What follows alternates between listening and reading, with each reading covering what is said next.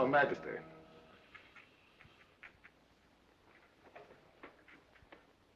The trial of Michael Taylor is approaching its conclusion.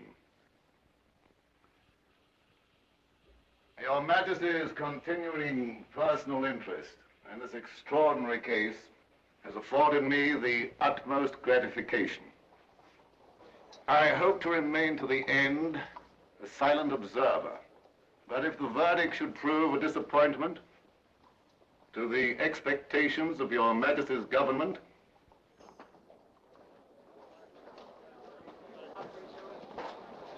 I'll finish with that later.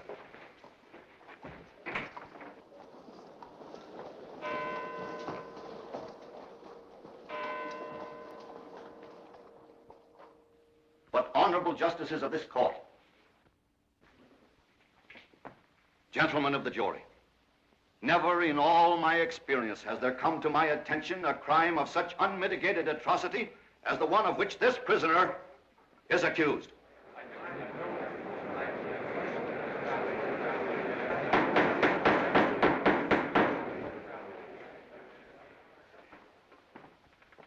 Gentlemen of the jury, our task here today is an exceptional one. This case is without precedent in the history of the law and of the sea. Nothing like it has ever come before any human tribunal. Now, gentlemen, when ordinary land folks such as you and I take passage on a ship at sea, they're as helpless as little children, utterly dependent upon the skill of officers and crew. But this prisoner was an experienced seaman, wise in all the ways of the sea when he made himself responsible for the fate of the survivors of the William Brown. A score of those survivors present here in court have testified that he saved them. But he also saved himself.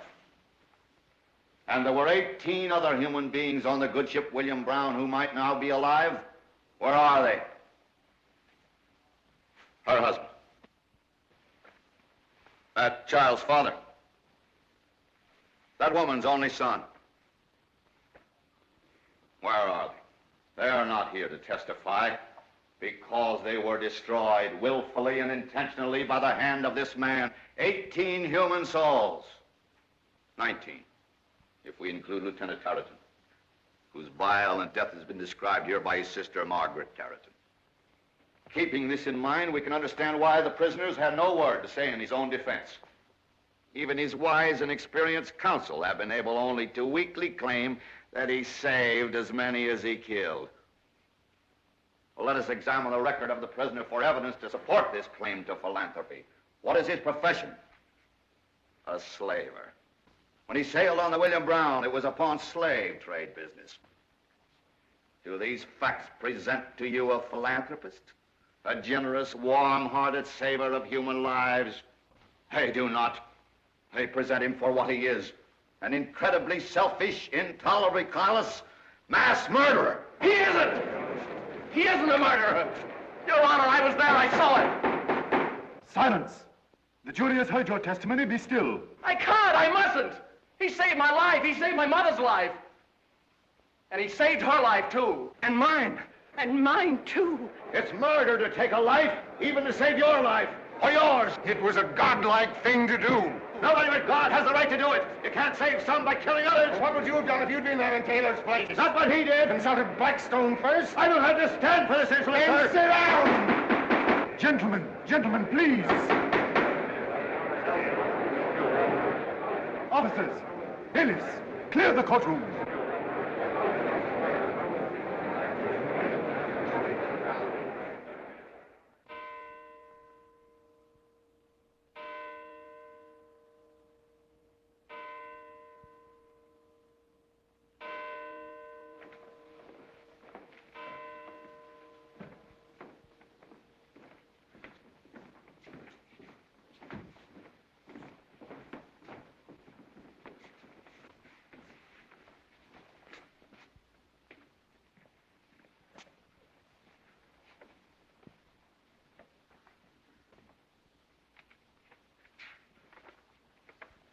The unanimous verdict of the jury finds the prisoner guilty as charged.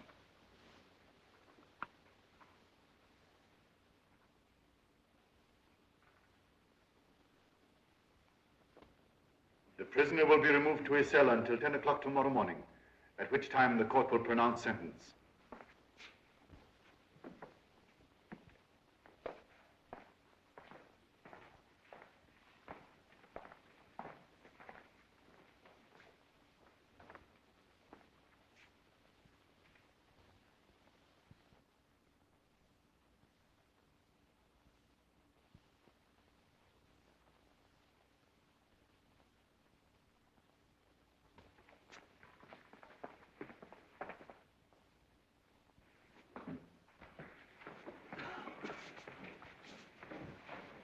If it please the court, as an agent of Her Majesty the Queen of England, I beg you to permit me to make a statement concerning this case. Here are my credentials. This seems somewhat unusual, but if you have any additional light to throw on this affair, I'm sure the court will be very pleased. Proceed, Mr. Woodley. There are certain circumstances connected with the prisoner's past which Her Majesty's government feels should be brought to this honorable court's attention before sentence is passed. It is true that Michael Taylor was involved in the African slave trade. His career first came to my government's attention when he was captured aboard a slave ship.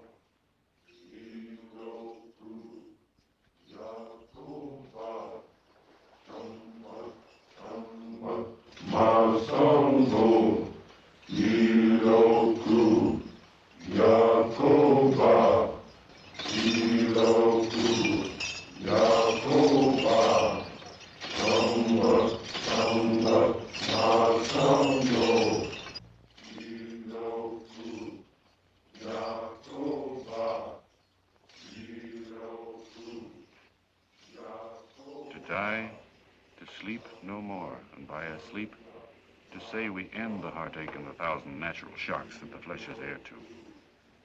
'Tis a consummation devoutly to be wished. To die, to sleep perchance to dream.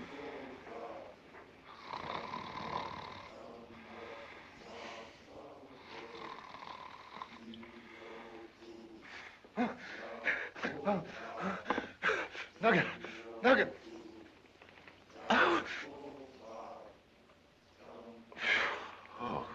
Same old nightmare, huh? Yep. I dreamt I fell into the water again. I was going down for the third time when you swam up and saved me. Thanks, Nugget. Tell me something. Being as you're so scared of the water, what made you follow the sea for a living? To prove to myself that I wasn't afraid of the water. But I am. What have you been reading? The Tragedy of Hamlet. What's it about? Well, it's about a man who couldn't make up his mind. That's the tragedy. Can't make up his mind to what? He couldn't make up his mind whether to live or die. To be or not to be. Just like those blacks down there below deck. Most of them can't make up their minds whether they want to live or die. That's what you get for reading those books. It softens you up. Trouble with you is you're getting too sentimental. You're the one that's sentimental. I am not. If you're not sentimental, why are you wearing your mother's wedding ring in your ear? Well, that? Oh, that's only because, when I run short of money, Cap Granley must be laying it on him again. Yeah.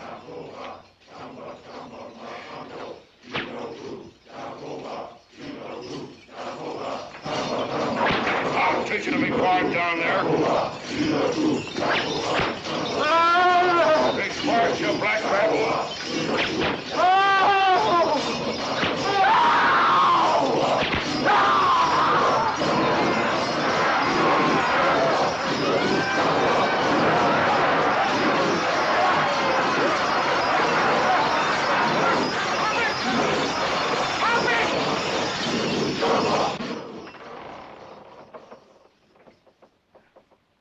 Well, looks like you got him shut up again.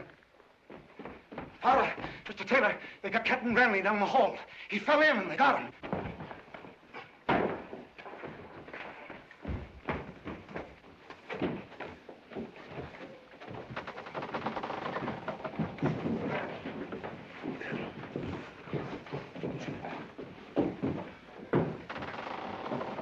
Get the medicine, get some Aye, more. aye, sir.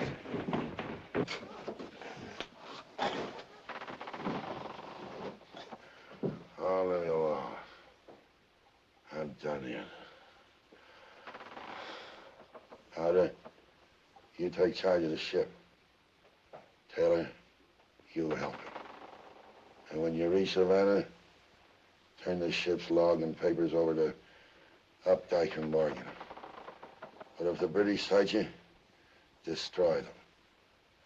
Unless you get a chance to turn them over to Jay.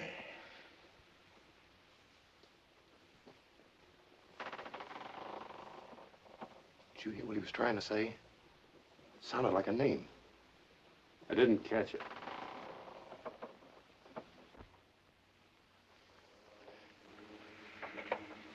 I suppose I ought to feel sorry for Captain Granley, but I'm not. If the blacks hadn't got him, one of the crew would. What's our course? Due west. I'd shift it to north by west. Well, that'd bring us up by Secondi. Say, Nuggin, don't you remember what they told us at Lagos? Come here. Look, Captain Granley's got it written right here on the chart. There's an English patrol ship off Secondi. Exactly. Did you ever study strategy, Powder? I never studied nothing. Well, suppose you wanted to hide a tree. A tree? How could you hide a tree? In the forest.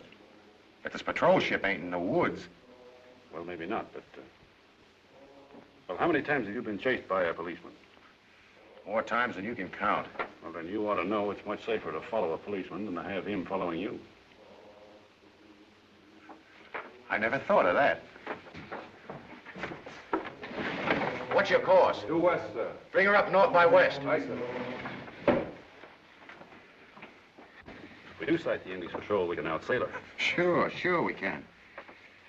Nuggin, do you ever think I'll have brains like you?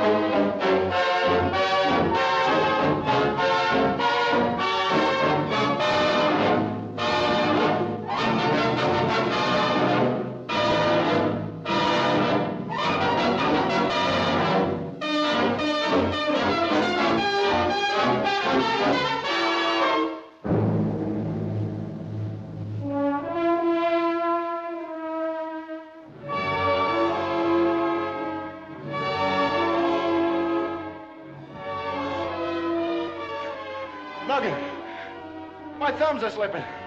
I don't want to die in the water. I don't want to. Shut up! But if my thumbs pull out of here, I'll fall in the water. I can't stand it, I tell you. Shut up! Oh. You, Mr. Townsend, what do you think? I think we're wasting time, sir. Really? And your advice in the matter? Drop them into the sea, just as they did with their own human cargo before we boarded their ship. A hardy suggestion, but unfortunately it might be frowned upon as murder. Murder, but they're common slavers, sir. They were bound from the River Gaboon to Havana. Ships don't leave the Gold Coast with empty holds. I'm not commending the law, I'm merely upholding it. There was no tangible evidence of slaves, so consequently, the men must hang by their thumbs until we reach Liverpool.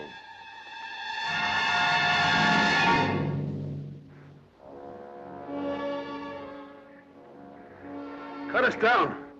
We'll talk. Have the gentleman cut down, Mr. Belton. Aye, sir.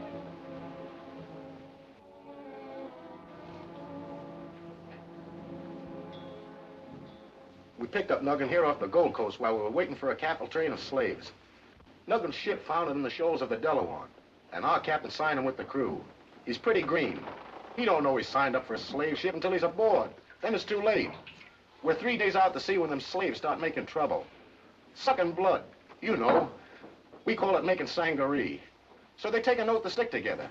When the captain hears this, he reaches for his whip. He goes down below and puts the nine tails across their backs. And one of them slaves grabs a shackle bolt loose and rams it right through the captain's head from ear to ear. So, that makes me captain, see? But I don't like responsibility. So, Nugget Taylor here, he gets the job. I see. And how many slaves did you throw overboard? None. That's a lie. Darren, I want the truth of this, Taylor. I'm giving you the truth. I had 600 slaves aboard, and they hadn't asked to be there. When night came, I hugged the coast and allowed them to swim ashore. All right. Why did you do that? Because I can't see people die. That's funny. Slaver, and he doesn't like to see people die. It's Tarleton. But surely, sir, you don't believe this trumped-up story? You don't question his ability to outsail us, do you? No, sir, but... Well, then, if he could have outsailed us, he wouldn't be here. He is here, so obviously he's telling the truth. Do you still doubt him? I'm certain of one thing, sir. He's the original captain of the Blackbird. The captain of the Blackbird was Paul M. Granley. Well, now I know he's lying because Paul M. Granley is one of the richest men in the slave trade business and personally supervises a trading post. Yes. You seem to know the name pretty well. Well, anyone connected with the sea knows of Paul Granley. I don't. I've never heard of the man. The log and papers, sir, from the Blackbird. Yes. Have them red taped and sealed to be delivered to the proper authorities when we land. Yes, sir.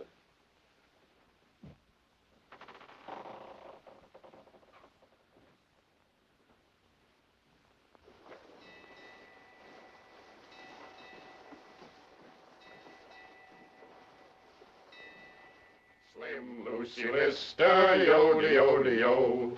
I never kissed her, yo-de-yo-de-yo.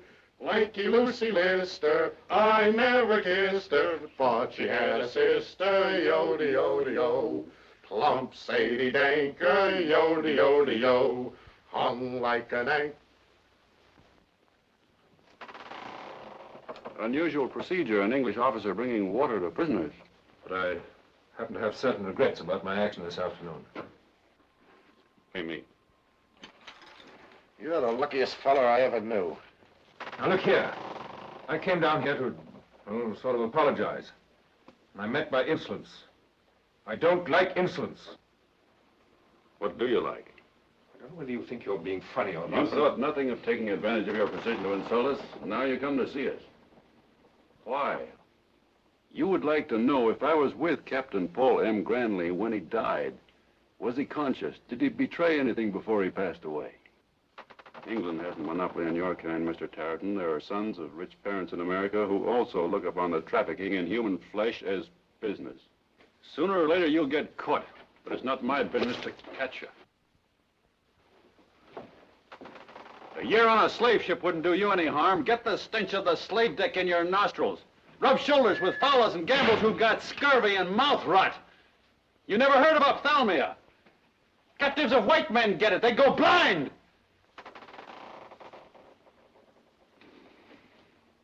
The floor of the ocean is paved with the bones of slaves. And now Mr.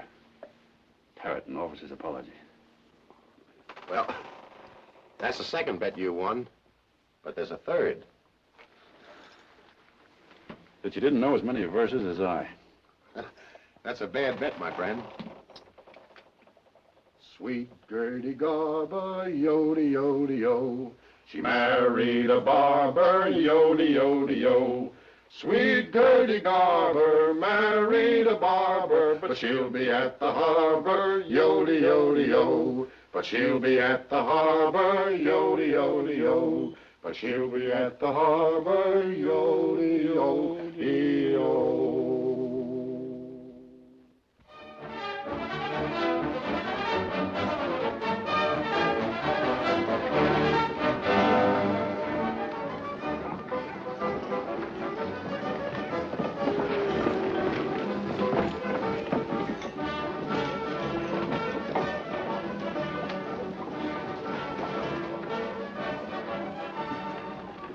The captain and the mate of the Blackbird are to be held. Yes, sir.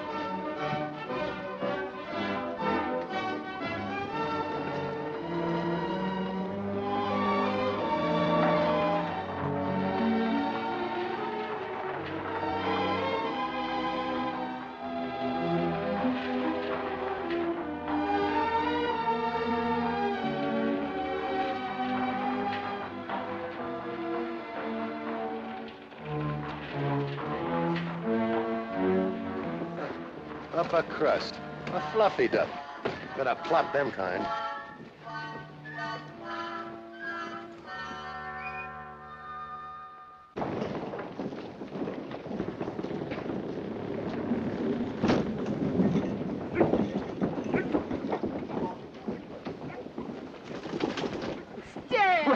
Sis. Stanley. Margaret, the last time I saw you, you were beautiful. Now you're twice as much. Silly. But observing. All right, Henry. Oh, incidentally, hello. Yes, sir. And hello to you, sir.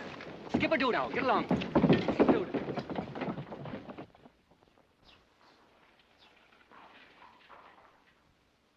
According to my report, the Blackbird was chased before. You ought to be congratulated, Captain. She easily outsailed every other patrol ship. She outsailed me, too. Until the next morning, after she'd taken her own time to dump her slave cargo. Are you suggesting by any chance that the Blackbird was thrown into your hands? Most of her crew were familiar. The first mate, Powder, was a well-known slaver. This man, Taylor, he's new to us. He's not new to the slave trade. Uh-huh. Last year, he was master of the schooner Bennington when she sailed from Boston with trade goods to West Africa. I remember her. She burned off Lobos. Lloyd's protested the insurance and proved that when she burned, she was about to take on a cargo of slaves. Well, that should remove all doubt about his being a slaver. However, about 2 months later, a man answering Taylor's description was deck officer on the Esmeralda when she ran ashore in broad daylight, permitting over 1,000 slaves to escape. Are you, by any chance, suggesting that Captain Taylor is waging a kind of private war against the slave trade? You find that preposterous? I find it very mysterious. At any rate, it's worth a little further investigation.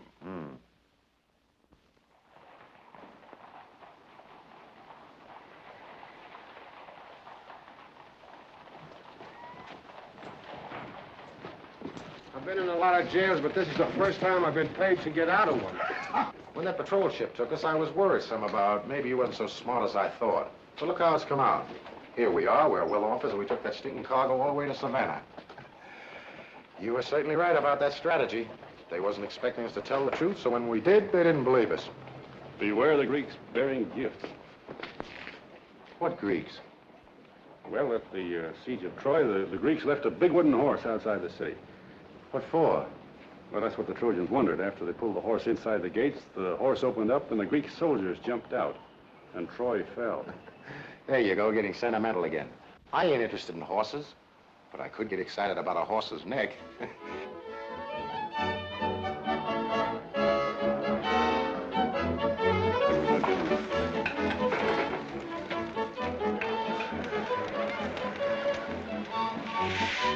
Hey, y'all, that'll warm their cockles of your hearts, sir.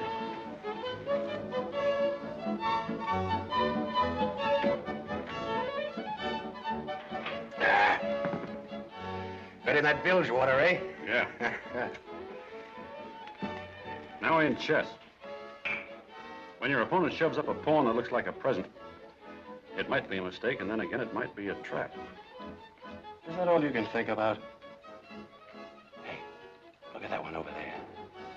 The one with the honey-colored hair. Is that all you can think about? Sure, I've been thinking about that all the time I was on the Blackbird. How can you talk about chess at a time like this? It's a wonderful game.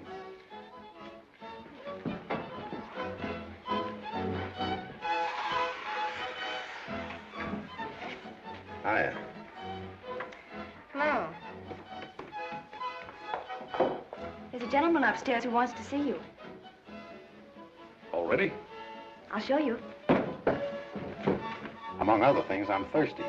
So if you'll come over with me and my friend, I think your friend has other plans.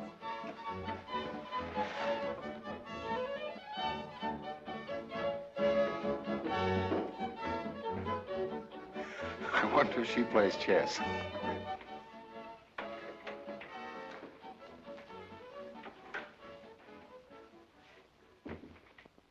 Come in.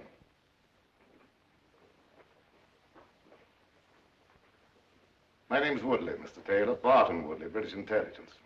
Thank you very much, Mr. Woodley, for getting me out of jail. Don't mention it. Sit down, won't you? No, thanks. Brandy? Cigar? No, thanks. Mr. Taylor, you were a ship's officer on the Blackbird. Is that a question? No, a fact.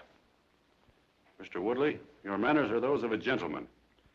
But your methods are the old, familiar ones of a policeman, the same the world over. Sorry.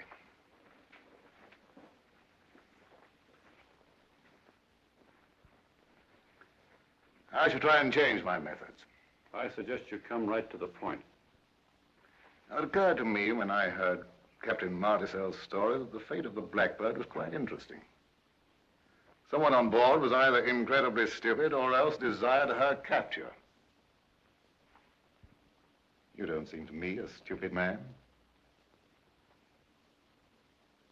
I've been studying you these last few minutes, and I'm an excellent judge of character. Then you should know I'm not a stool pigeon. I have no intention of helping you convict either me or my friends. Good day, Mr. Woodley.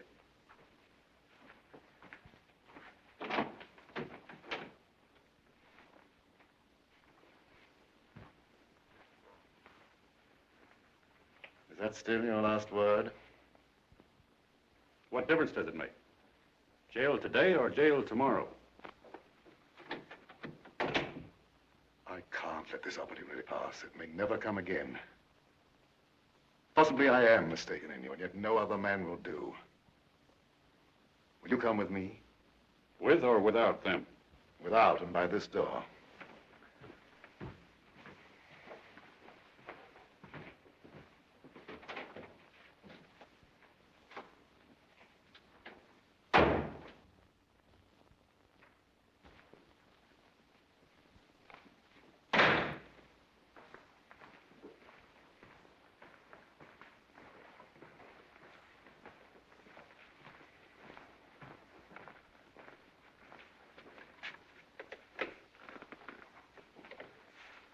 Please.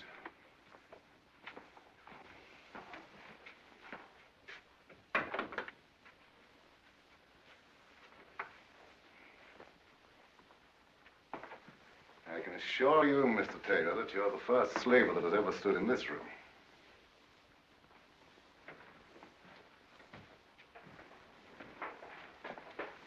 On that map is plotted the course of every English patrol ship. Across this desk come reports of every slave ship picked up or sunk, of every slaver hanged. Do I interest you? What interests me more is why you persist in regarding me as a Quaker or an abolitionist. I don't regard you as anything. I don't care what you are. You're the only man in the world who can do what I want done.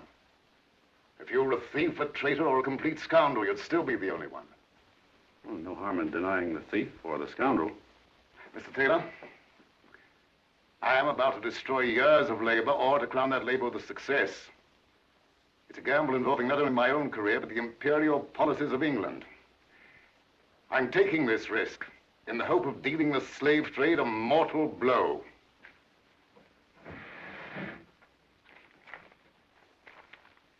Do you recognize these? The log and papers of the Blackbird. Which you so studiously neglected to destroy. But amongst them is this letter of instructions from Captain Granley to his associates in Savannah. In it, he gives the secret routes to be followed by every one of his ships during the next 3 months. To you alone could Granley conceivably have handed over such a letter before he died.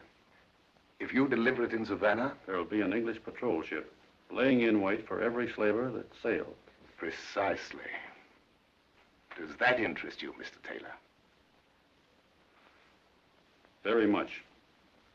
Thank God I'm a stubborn man. And you too.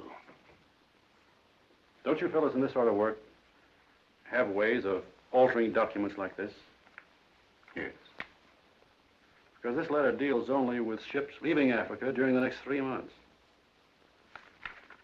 If you could fix it to cover the next 6 months, you could get a crack at every slaver that Granley controlled. Yes, why don't you take a seat, Mr. Taylor?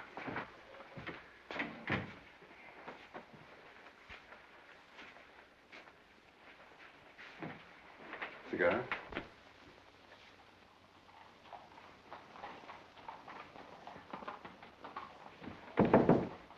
Who's there? Me, let me in.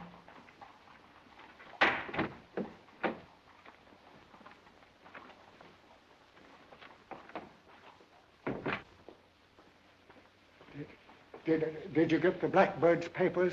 No, not even a look at them. They've probably got them over at the Admiralty now, reading them. Oh, don't worry. There can't be anything in Granny's letters to implicate you. But, my dear friend, we're partners. Your misfortune is mine. Well, how soon can I sail for America? America? Yes, America. Why, I think there's a packet sailing at dawn. But do you actually think they could arrest you? Oh, there are much more important things than that. Do you realize that with fortunes to be had, we've been wasting our time running a threepenny tipster service? But even that's gone now, with Granley dead. Yes, but his business is still alive. Supposing I go to Savannah with the news of Granley's death. Doesn't it occur to you that I can get hold of all the connections before the competitors can get wind of it? There'd be $1 million in it. Is this ship tomorrow fast? Well, it's the William Brown. It's supposed to be the fastest passenger packet on the Atlantic. She is, huh? Yeah. Then buy her tonight. What? Buy her tonight. Keep it quiet. Just arrange to have it delivered to me the moment I arrive with her in Philadelphia. Yes. She'll not only get me to Savannah first, but the Slave Coast next. She'll get us that $1 million, all right. How would $1 million suit you, Mr. Pecora? Very, very well. Well, get busy and arrange about the boat. I'll see you on the dock. Here's your ticket, sir. And she sails at dawn.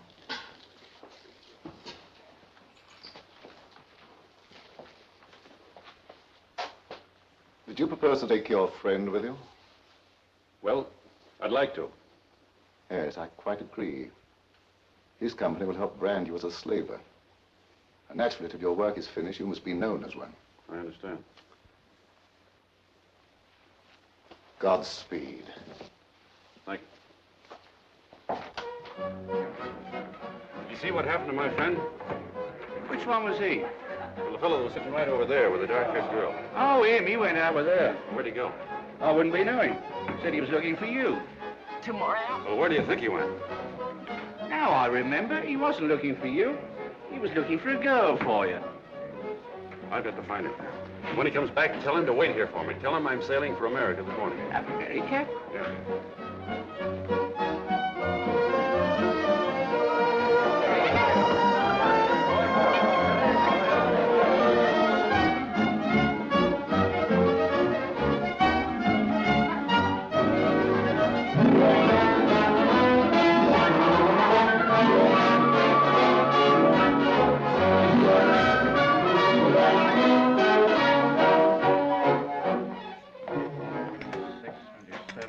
My friend been here? Yes. 28, 29, 30. Well, where is he now? He went away again. 38. Did you tell him I was going to America? Yes, I told him. Well, what'd he say? He says to tell you if you're going to America, he's going to Peru. 35, 36, 37. 46, 47, 48, 49, 50. Can I have a piece of paper? Yes, certainly. Pencil? Thanks.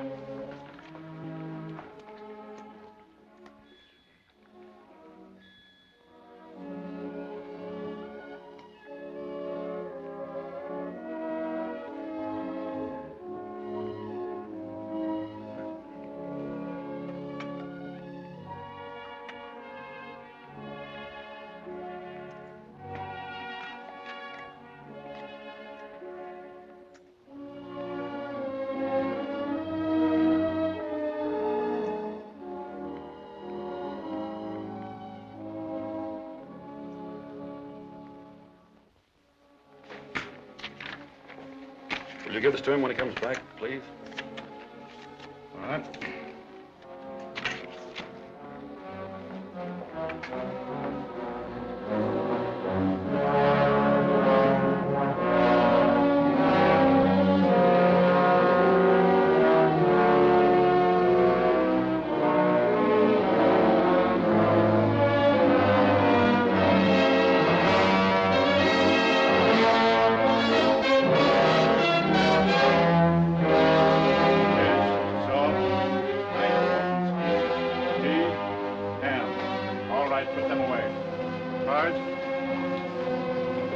Put them up.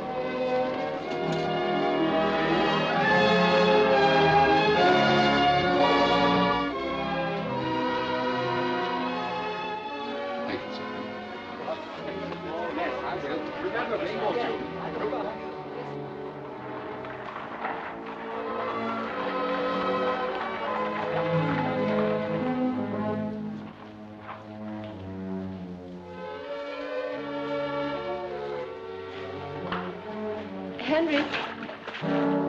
Milady, Sir Walter Raleigh only offered his cape. This is my complete wardrobe.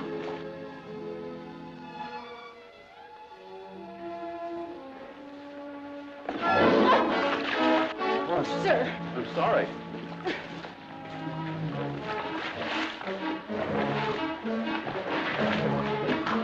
Wait a minute, please.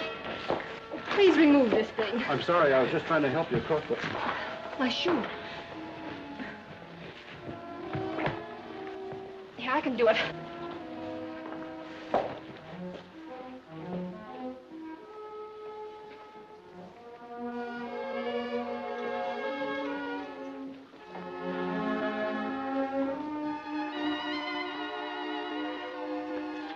The third door on the right is Mr. Tarleton's cabin.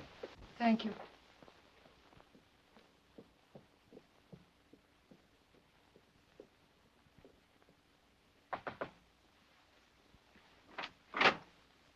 Why, Margaret. Stanley. You mustn't do this. I don't know what you're talking about. Henry told me. I don't want you to go to America, Stanley. I don't want you to give up everything. Mrs. Tarleton, I'm Pecora, your brother's friend. Mr. Tarleton is not motivated by rashness. He has a most important mission. I do hope and pray that your coachman didn't tell you of this in the presence of your guests. He told only me. Stanley, what is this? Why are you going to America? Well, Mr. McCall just told you. My orders were to leave immediately. I didn't have time to explain to you. Pardon me. I think it would be better if you told her alone. Good night, Miss Tarleton. Good night. Oh, yes. My apologies, Miss Tarleton, but secret orders must be secretly given. Do you mind? Excuse me.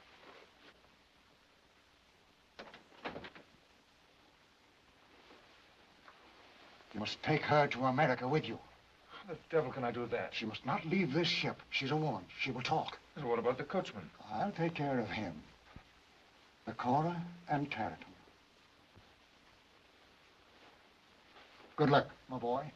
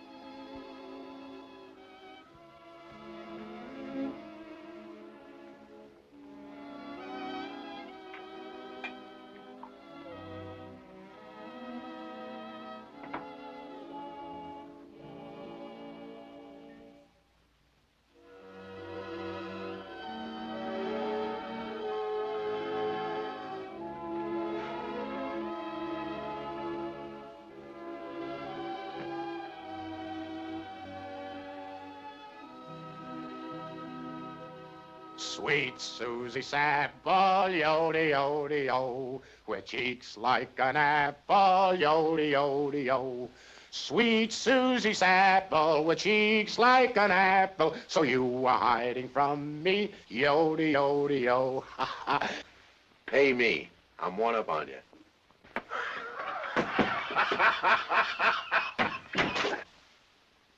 Oh, Nugget, you know I don't like water.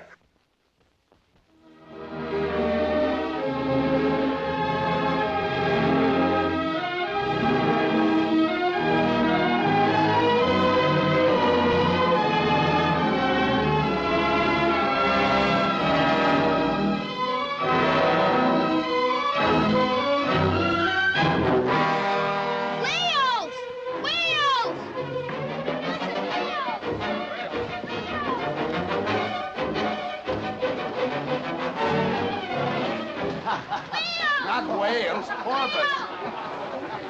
Whales! Whales! Whales, Papa! The whole ocean's full of whales!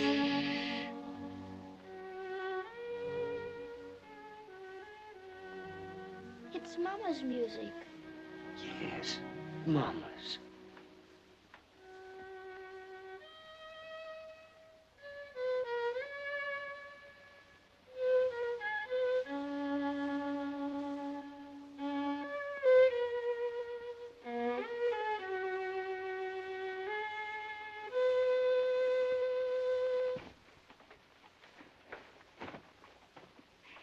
No, you really shouldn't do that.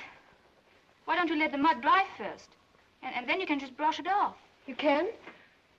Do you suppose I've ruined it now? Oh, no. No, but now it would be better if you washed the dress. It's better for the silk. My, you're quite an expert, aren't you? Well, I ought to be. I'm a lady's maid. Or that is, I was. Oh. Oh, maybe I should have told you before they put you in with me.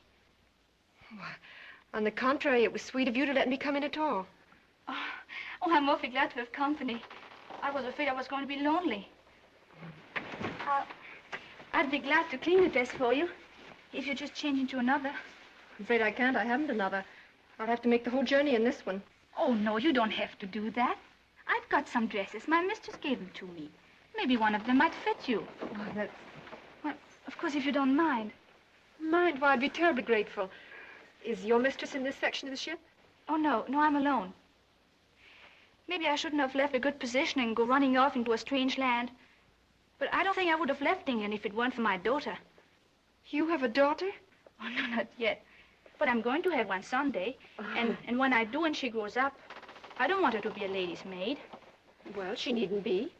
Well, you see, my grandmother was a lady's maid, and then my mother got to be one. And then me. Well, that's the way it is in England. Maybe it's all right for most people, even for me, but not for my daughter. You think I'm a little bit balmy? Not at all. I think you're very wise. Hooray! Hooray! Come hang for fine weather. Hang, boys, hang. They say I hang for money. Hooray! Hooray! But say it's always funny. Well, she's pretty fast for such a big ship, isn't she? The fastest thing in these waters, sir. Well, tell me, how would she compare in speed with, well, say, with the English patrol ships? Why, she can carry 3 times the cargo we got aboard now and show her heels to the best of them. That's so.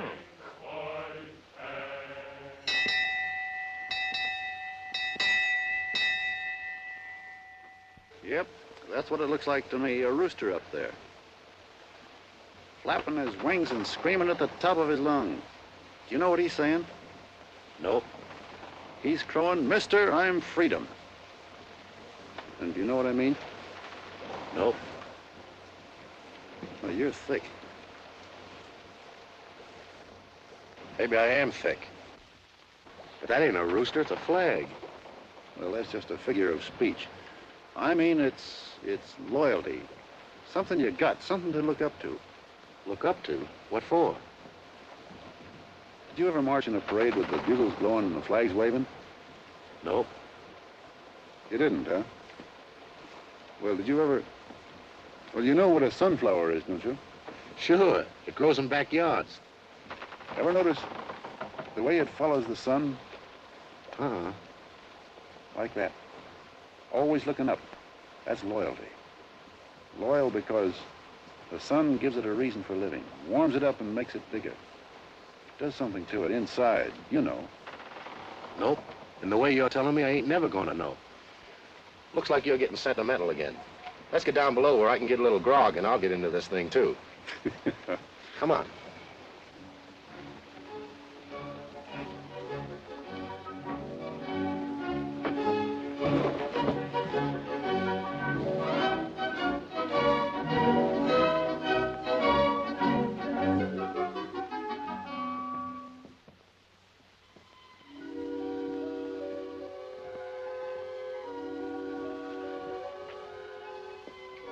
Upper crust, they're fluffy dough. You ought to plop them kind. Oh, no. Not her.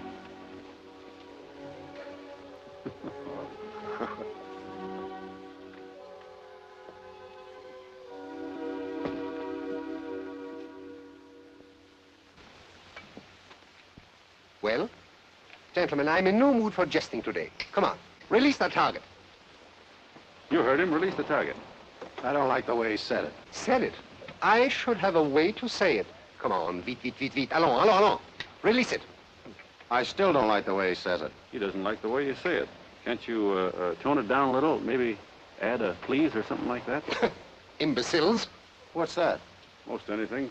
Fat men who try to sing tenor. It's rude people who waste their lives sticking long needles into sacks. Enough!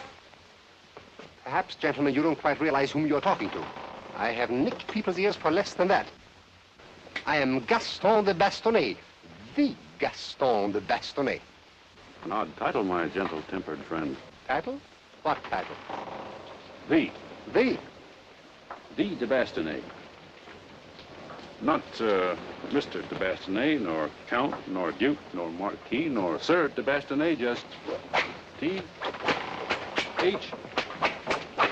Encore! Don't forget to write, Mr. V. Sacre bleu, le tonnerre, cochon, le diable! Zut!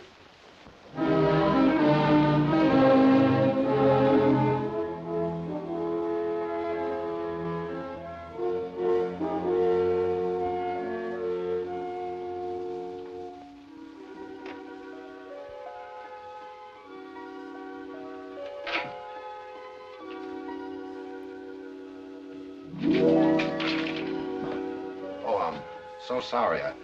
I was doing a trick and the cards happened to slip out of my hand. Oh, just a minute, please. You're dragging half of my deck with you. Oh, I'm so sorry. Did I ever tell you about the time I was a stowaway in a cargo of silk? But how could you? I've never met you before. Oh, look. It's you. Your card. The second one I picked up off the floor. Sure I met you. Don't you remember I saw you, On the boat, you mean? Nope, in the sky. Sky? A year ago, 2 years ago, 10, 20, 30, 40, 50. What difference does it make? You know poetry? Poetry. The dawn awoke like a troubled soul that had cried the night. Well, anyway, there you were. In the sky, you mean? Yeah, right out of the heaven. And you were the sunshine. And just like that, there was no more trouble, no more tears. They call me Powder. Does that suggest anything to you? Oh, yes, it does. You want to know my name. Let's sit down.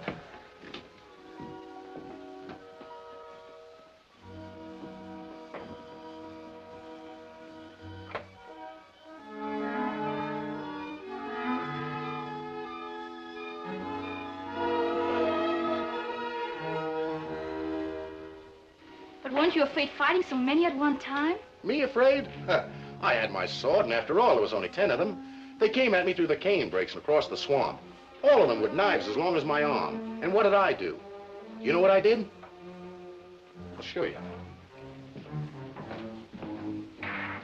I stood with my back up against an oak tree, and I threw the war cry right back in their teeth. Lady Danker, yo-de-yo-de-yo, she hung like an anchor. It's getting a little stuffy in here, don't you think? Silly Let's go up on deck. Danker, marry the banker, oh, how I can thank her, yo-de-yo-de-yo.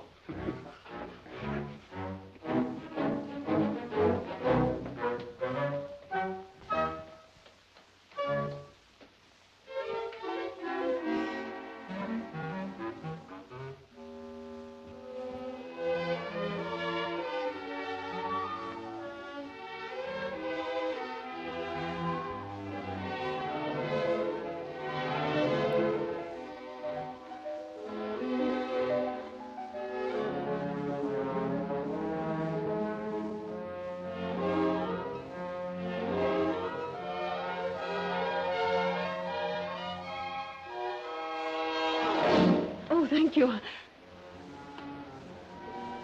Oh. Well, it's quite all right. I assure you. I'm quite capable of taking care of myself, thank you.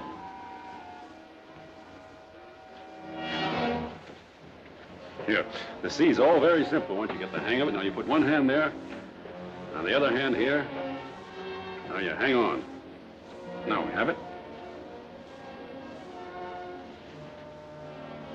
Can I help? I need no help, sir, for what I'm about to do. Oh, but in this case, you do. Yes, ma'am. Please. You'll be very thankful for what I'm going to do for you. Look, this is Cali Saggy. The Gambos make it. They make it of roots and bark and herbs and a whole lot of stuff. Oh, sir, go away. It's as potent as all get out, but it'll certainly stop that nausea. I'm sorry, I don't want any. Please. There's one funny thing about this. It's liable to give you the hiccups.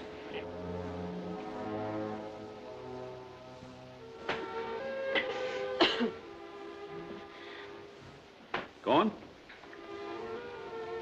Why, yes, I beg pardon. What the devil do you think you're...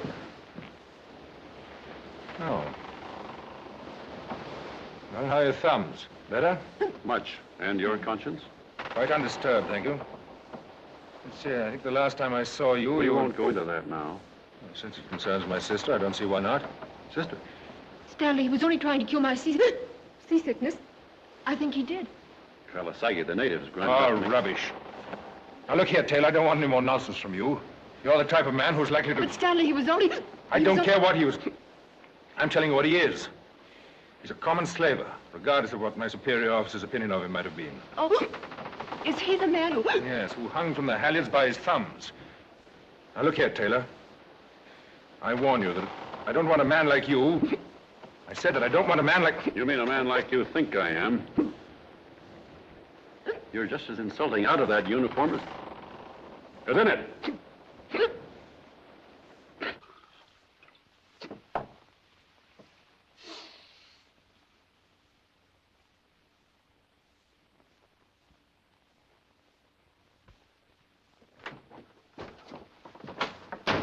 Who do you think I just seen up on the deck?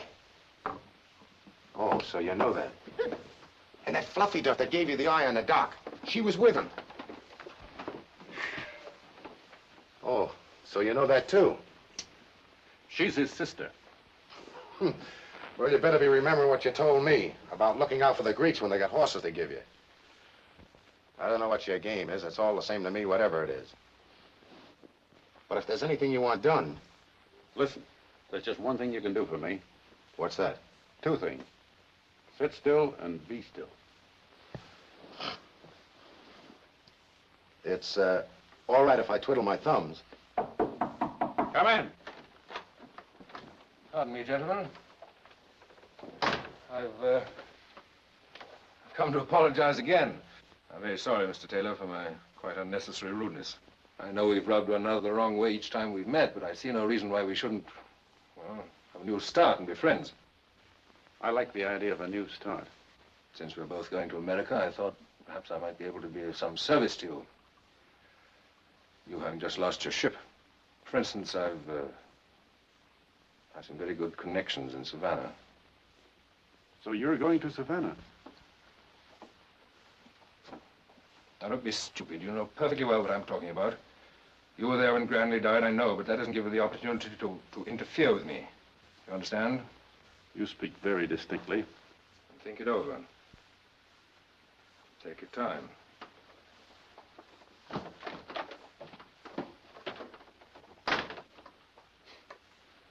What ails you, Nugget? I ain't never seen you stand for anything like that before. You sick? Maybe it's something yet. No, it's not something I had. It's something I promised him.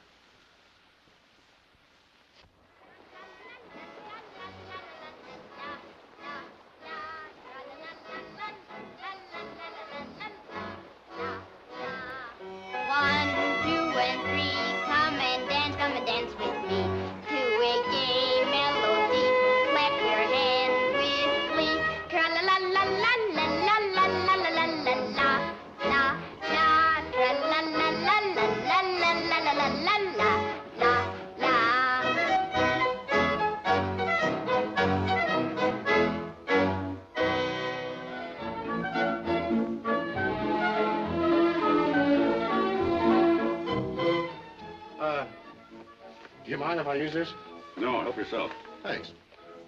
Say, what was that piece of poetry you rattled off to me once? Poetry? Yeah, you know, the dawn awoke like a... Oh, that. Yeah, that's it. What was the next line in it? The dawn awoke like a troubled soul that had cried the night before. And a song of love from the rising wind. Why? Why? Oh, I don't know. I was just thinking. Who is she? Oh, Nuggin, you ought to see her. In all my life, the dawn awoke like a troubled soul. She thought it was beautiful. Of course, you told her you stole it. Well, you see, we got talking about so many other things, and she thought it was so marvelous to be a merchant of the high seas. She's dark, too, just like me. He's a merchant of the high seas with plenty of ships that carry cotton and copper, and oh, so many things I forget. You didn't forget anything when you were describing him to me. Dark hair, dark eyes, handsome, wears a ring in his ear. Doesn't that seem rather odd, a merchant with a ring in his ear? Oh, no, not at all. Not when I tell you about it. You see, it was his mother's wedding ring, and he says when he gets married, that is, if he ever finds the right girl. Or something like that. Oh, Miss Margaret, I've never been so happy in all my life. It must be wonderful to be that happy.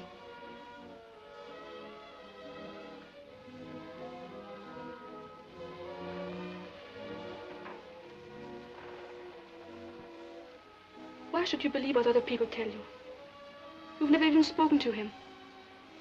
But a slaver, Babsy. Miss Margaret, suppose he isn't.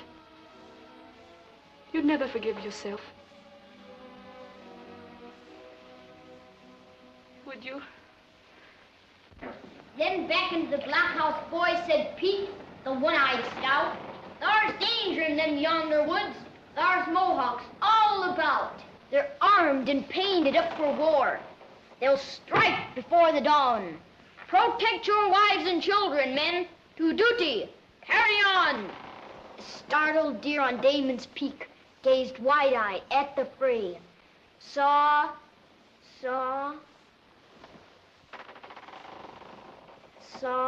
Carnage. Carnage? Saw carnage wrought. Heard Indians yell until the break of day. Is that right? Sure, that's right. You know all of it. Uh-huh. I'll begin with the deer.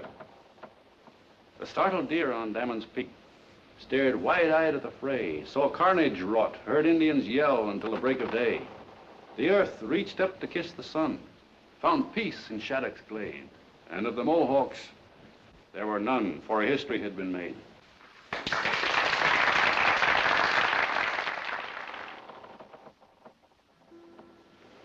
Don't move. The moon's right behind your head. I want to thank you.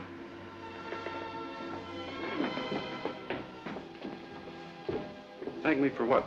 For what I said about the moon? No. No, I want to thank you for what you did for me. What I did for you? What was it? Seasickness. You were very nice to me. That's what I want to thank you for. So, thank you very much. But why hurry away? Please, I'd rather you didn't follow me. But listen, this is serious. You need someone to look after you. What's serious? Well, this seasickness. Do you realize that millions of people get it? And what happens? They get worse. Oh, yes, they do. It practically wrecks them. Would you mind telling me your name? You do, huh? Well, the people that know me don't get seasick. No, sirree. I just give them Kelly Saggy and boom, it's all gone. You know where I get it? Right in the heart of darkest Africa. You want to know how I get it? I have to fight and struggle and tear my way through dense forests. Please, I'd rather... Not till I'm finished. I'm a man of few words. You certainly don't talk like it. Now, I came out on deck to thank you for being nice to me. You're just spoiling everything. You're acting like a child. How old? I mean... I'm sorry. I'm sorry if I offended you at any time. I didn't mean to. My name's Michael. Mine's Margaret. It's a lovely evening, isn't it? Is it? Beautiful.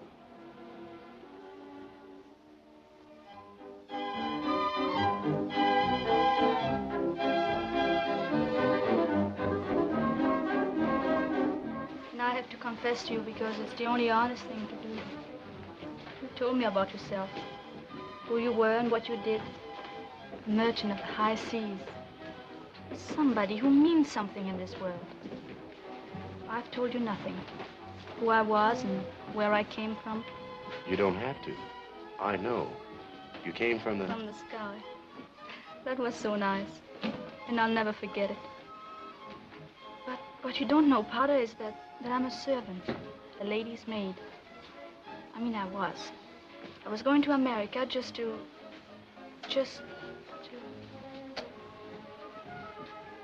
I'm sorry, Powder.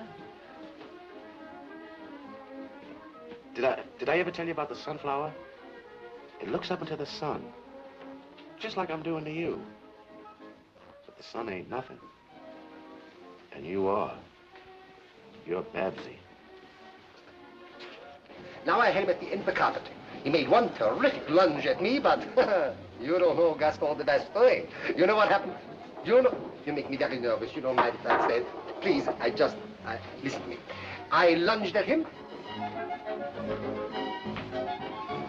Say, the captain's entertaining a few choice friends. Don't you tell us so, but he decided you two are the choicest. But, Captain, we have... Don't pay no attention to him, Captain. He's awfully shy, and he don't drink. You come along, too. Come on, everybody. We'll have some fun. Come on. Come on. Blades and foils are my attire. Well, gentlemen, I hope to teach you brought you a few more hungry guests. Bonsoir, Sit right down next to your brother, will you, Mr. Harrington? Go on, sit down. Miss, will you sit over there opposite Mr. de Bastonet? And you, gentlemen, sit right down there, will you, please? Have a good time. Go ahead, make yourselves at home. Sit down. You know, folks, as captain of this ship, I'm supposed to be the law. But do you think that means anything to my crew? It doesn't.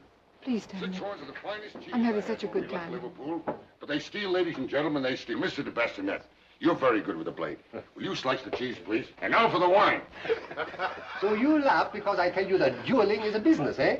Well, look, if the Creoles wish to settle all the disputes only with a blade, well, then who am I that I should not wish to return to New Orleans and become a very rich man, although dueling is unlawful, eh? It seems to me that everybody who goes to America becomes a rich man. It's a very comforting thought. Think I'll like it, Mr. Taylor? Especially the North. Despite de Batsonet's glowing picture, I wouldn't advise you to go to the South. Not even Savannah? Definitely not Savannah. Oh, mais non, Monsieur, I don't mean to insult you, Mr. Taylor, but you are speaking from an empty head. Savannah is beautiful, of course, not as divine as New Orleans, but parole d'honneur, beautiful, very beautiful. What do you think, Captain? Oh, it's a fair enough city to the eye, but I never feel comfortable there. You know, I'm a bit sentimental about the old William Brown. And I never welcome a harbor where she has to lay too near some ship that stinks of slaving. But a lot of people look on slaving as a perfectly legitimate business. Mr. Taylor, it might be interesting to know the viewpoint of somebody actually engaged in it. They don't look on slaving as a criminal occupation, do they? No, they don't. But they do consider it a dirty business. Hardly an occupation for a gentleman. And certainly no surroundings into which to take a woman. You're speaking from personal experience, of course. Naturally. Wait a minute, you upset something. I knew a young fellow once, young and rather handsome, somewhat like yourself. He made the mistake of taking a woman, his wife, with him, to his trading post at the mouth of the River Bimbi in West Africa. You wouldn't understand what that young woman saw, nor what she went through. But she went stark, raving mad and stuck her head into a cauldron of boiling palm oil. Excuse me. Please keep your seats.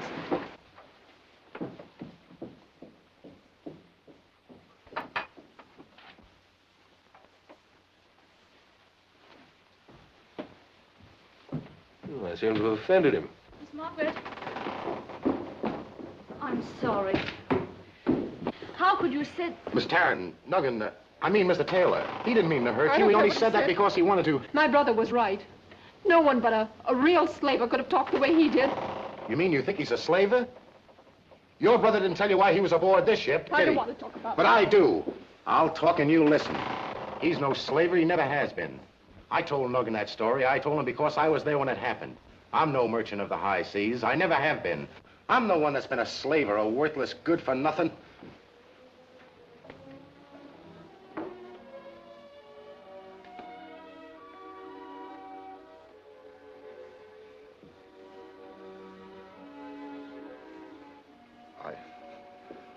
I thought someday this would all be forgotten. But when things like this happen to the only fellow that ever spoke a kind word to me in my life, I ain't fit to be in the same world with him. I'm cheap. I'm no good. I'm nothing. I even stole a piece of poetry to tell you you was beautiful. Babsy, I ain't never loved a girl before. I don't care what you've been.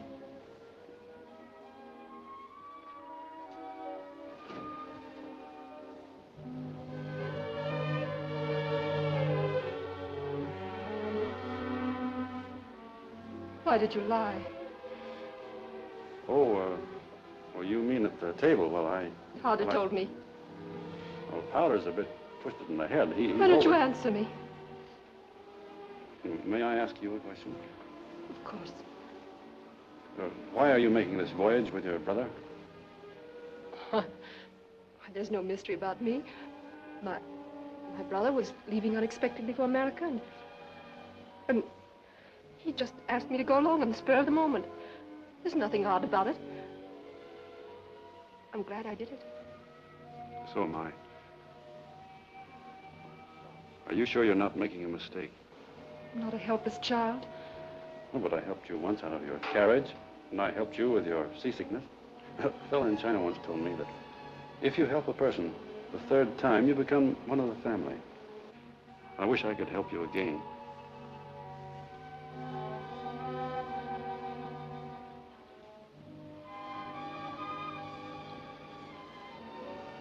What is it? I never want to forget a thing about you.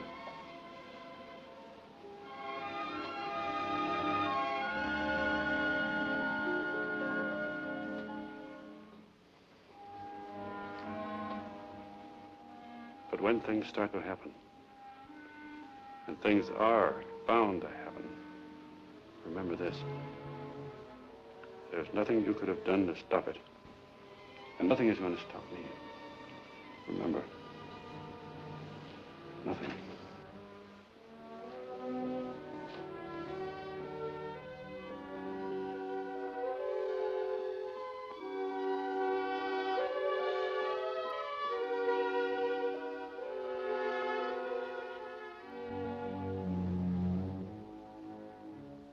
And Papa said because you had been so nice to me, about the poetry, I mean. He said I could give you my Indian toy box if I wanted to. And I want to. It plays music if you press the button. And if you wound it up, it went like this, and this, and this. I'll bet it's a beauty. But you're not going to give it to me after your father made it just for you and everything. Oh, yes, I am. And you're gonna keep it. Because just like I told Papa, I think you're awful nice. And if I was older, I'd marry you. Now, you stay right here, and when I come back, I'll show you just how it works.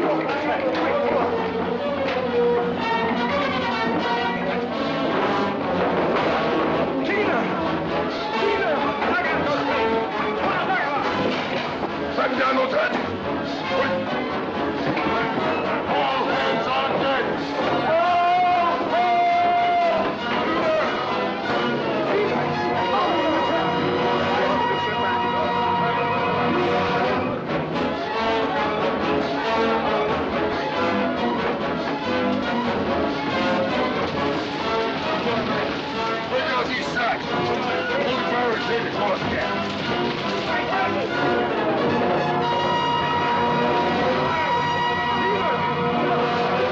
That's fine. Come on, finally towards me.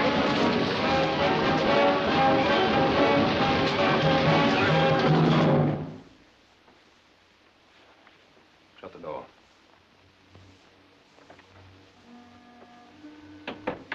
Get over there. An unexpected visit, but nonetheless welcome. Where did you get this letter? You read it. Make your own guess. I don't have to guess, I know. It's a clever scheme to throw every slave ship in the hands of the British patrol. Very clever, but it won't work. There'll be no one to deliver it. No? Only one of us will get to America.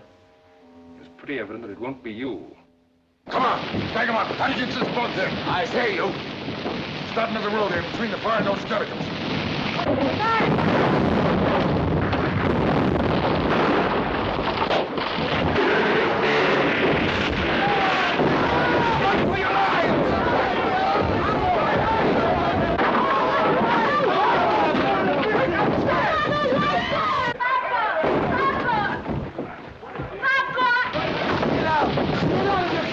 Let's try to get up!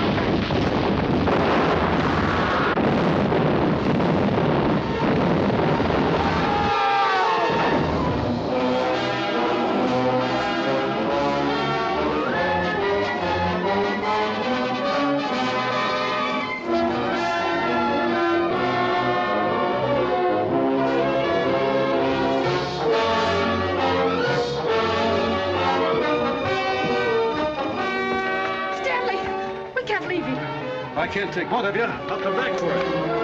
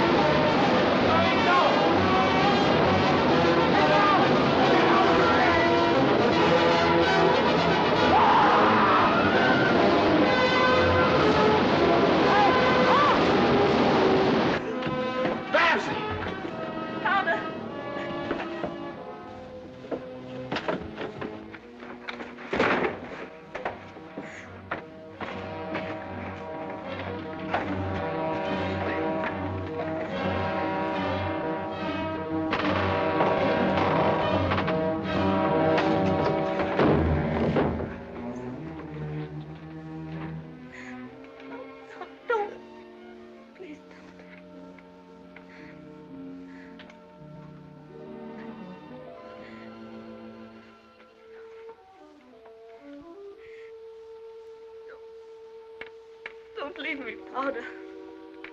I won't. In the sky. Yeah. 2 minutes. What difference does it make?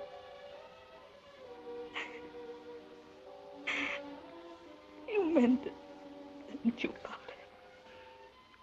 Then and always, Babsy. You and me. Oh, Powder. You made me so happy. You are? Did I ever tell you about the time I was a pirate off the China Seas? China Seas? Babsy. Babsy.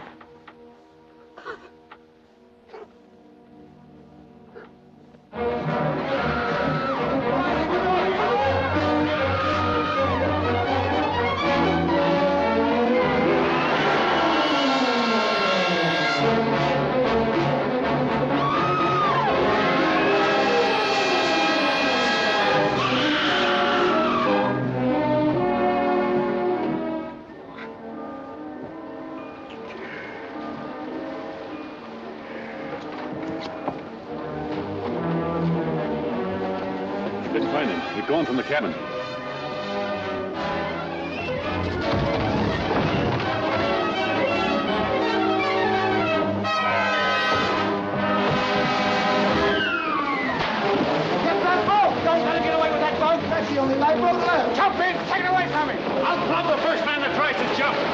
stay on this boat and die like a rat. If you start a panic, you'll swamp this boat and you'll all drown. He's right. Leave the boat alone so everybody can go. Pull me in, will you?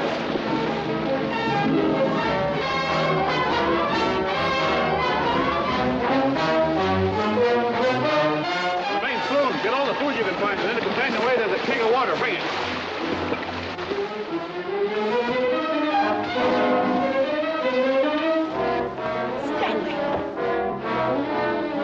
Man's a maniac. He's mad. If he lives, not one of us will get a chance to...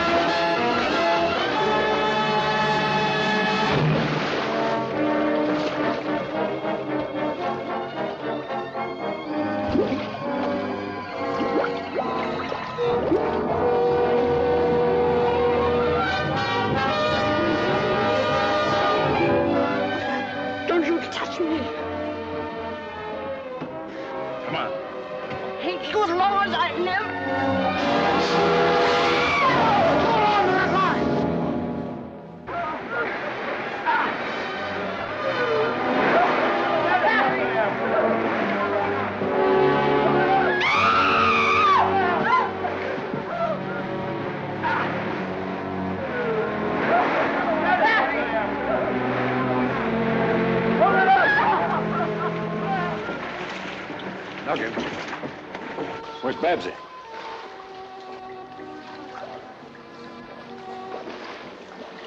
Get in the boat. There ain't any more room anyway.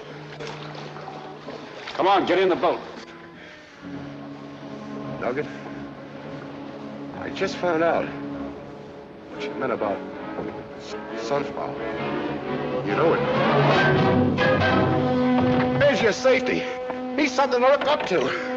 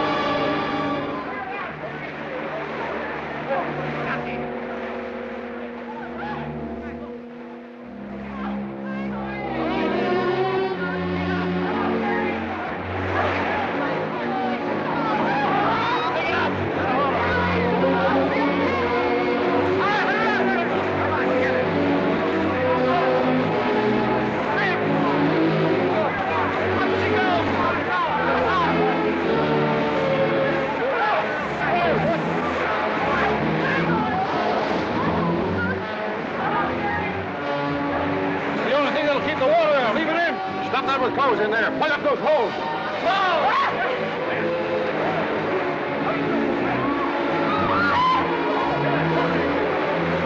Get out the oars. Help it.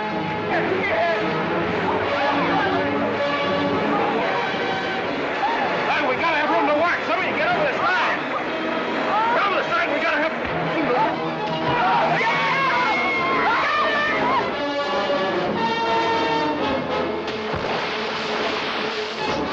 You gotta have more room. Get over. Hang on there.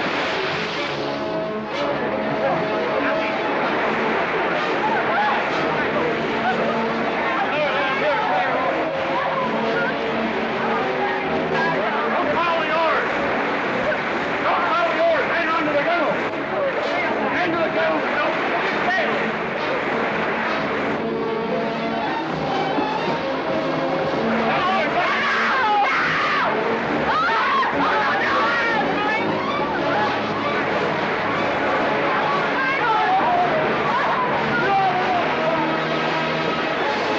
Get off the spire. You'll capsize.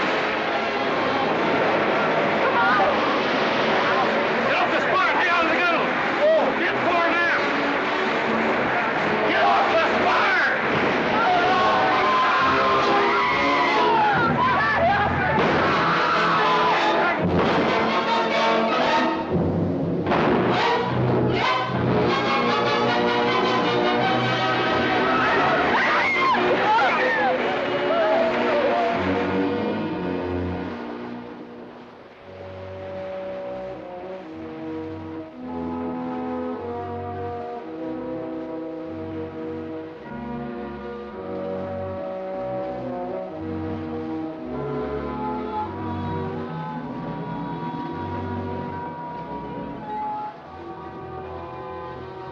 With a determination that nothing could weaken, he brought that frail craft to safety. Then he went on to Savannah to finish his appointed task. When he decided to save his own life, it was to further a great cause. Later, in this same room, when faced with the danger of losing more than life, he made not the slightest move to save himself. I humbly crave the court's forgiveness for withholding my statement until now. But the very nature of our endeavor made secrecy until the last moment imperative. I thank the court for its courtesy in hearing me.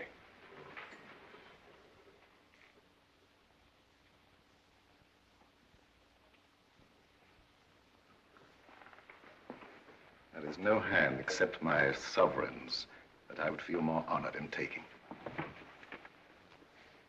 To you, Michael Taylor, I am authorized to express my country's gratitude. You'll be glad to know that since your arrest, the African slave trade has suffered a series of blows from which it can never recover. If the court pleases, the government joins with counsel for the defense in moving that the prisoner be granted a new trial. The motion is granted. The prisoner is remanded to the custody of the sheriff.